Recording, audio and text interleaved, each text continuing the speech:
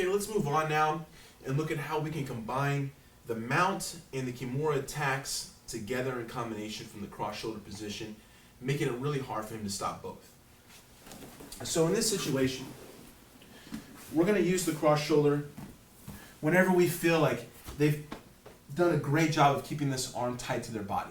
Okay, obviously, we know we looked at here when we go to the cross shoulder position how we can get this arm trapped.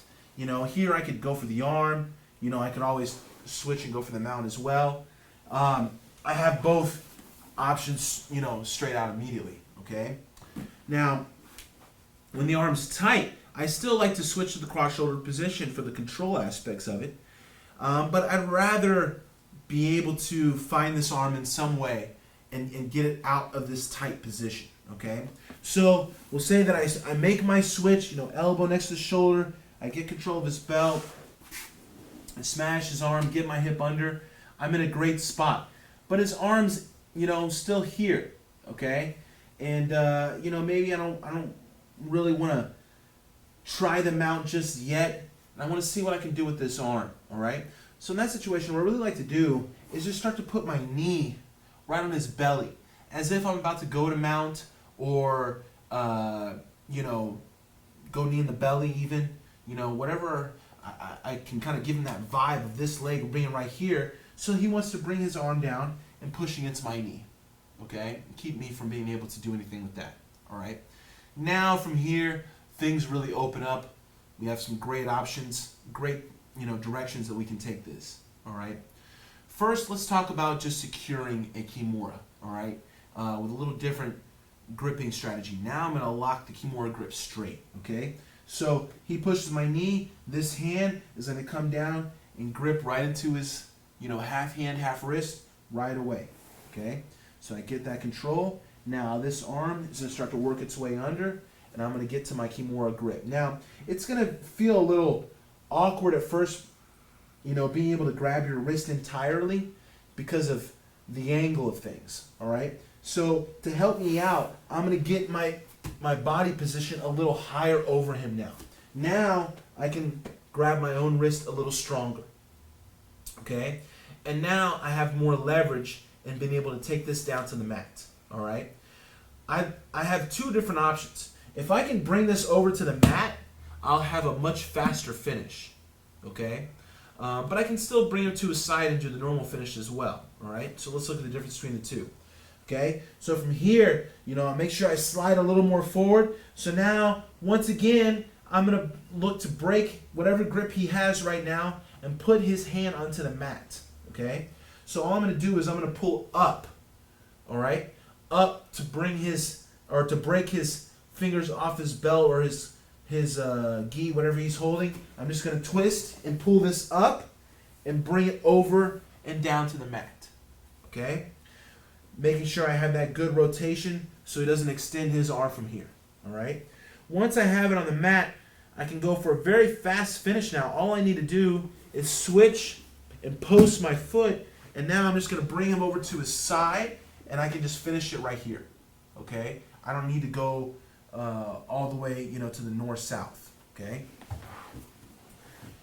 So, I switch to the cross shoulder, use my knee, make him feel this leg coming, so he wants to push on my leg to defend. Now I can get that grip on his hand and wrist, start to make my Kimura grip. Probably need to slide up a little bit so I can get this arm deeper through to where it can grab my wrist no problem, okay? From here, the angle is different, like you have to feel this out a little bit. And like I said, if you can't get the hand off, we can always step over. But, I still find good success in being able to pull this arm off and bring it over to the mat, okay? Once it's on the mat, it's pretty much a done deal, all right? Because now all I need to do is get him on his side just enough to be able to start to push this behind his back, all right? If it ever, he did look to straighten his arm from here, you can turn this right into a straight arm lock, okay? That's the other benefit of being up by the hand and not the wrist. Here you can have a hard time getting this lined out just right, but when I'm on the hand, I have a lot of pressure, and I can get this straight arm lock very easily. All right. Now, if he was too strong for me to be able to break his grip and take that over to the mat, I can do very similar to before. Just bring my knee under, step over, drag him to the side, and then deal with the grip from here. Okay, it's no problem. All right. So let's do this. Let's go this way. One more time. His arms in. We switch cross shoulder. Sprawl out on the hip. Just use my knee here. That hand comes out. Make that grip right away. Okay? The arm comes under. And now I can make the adjustment. Either bringing it to the mat or just switching my hip and stepping over the head right away. Okay? Now, like I said, there's different routes that we can go here. All right? A lot of times I'll switch cross shoulder and use my knee here just as a way to find the underhook. All right? So let's turn back this direction. So we can really blend and connect everything together whenever we're,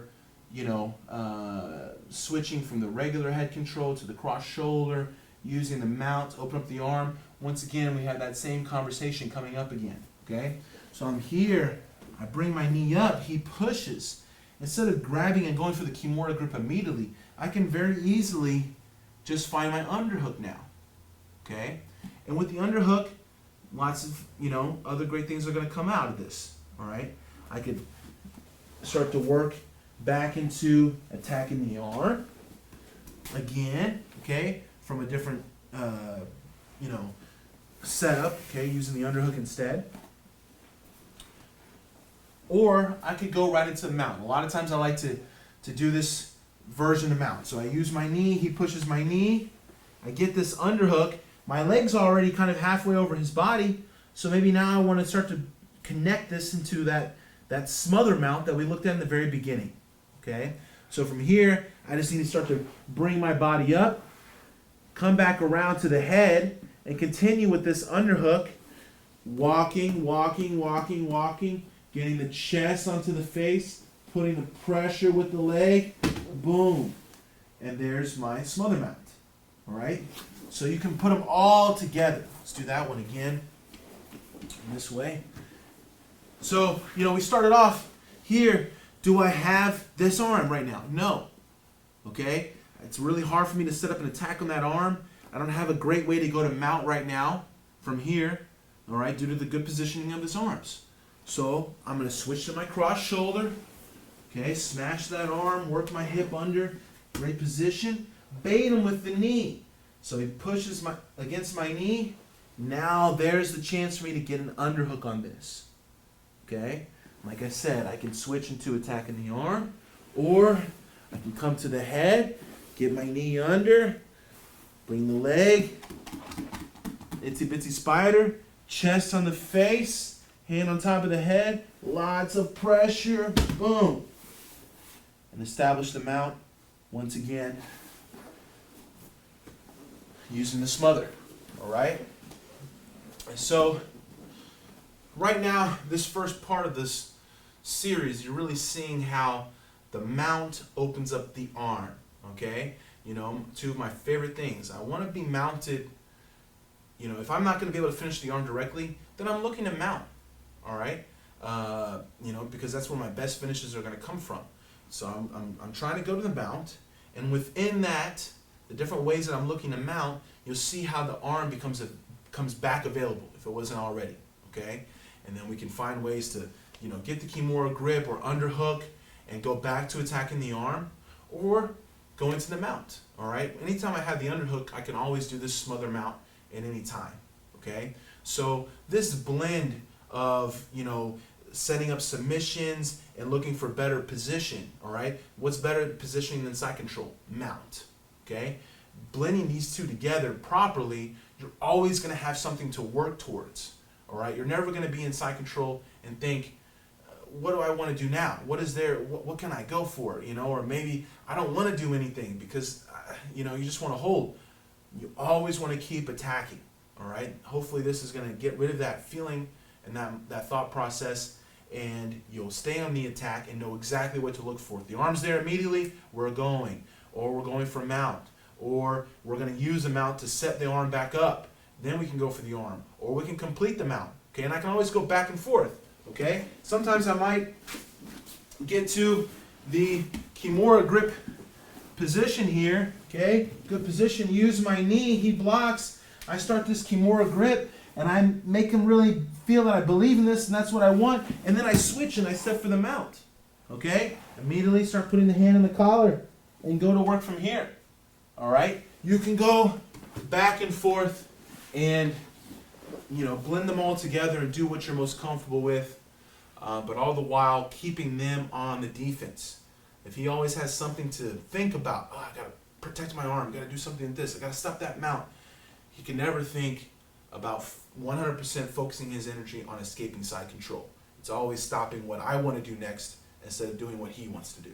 And this will allow you to maintain top position and always get closer to the finish at the same time.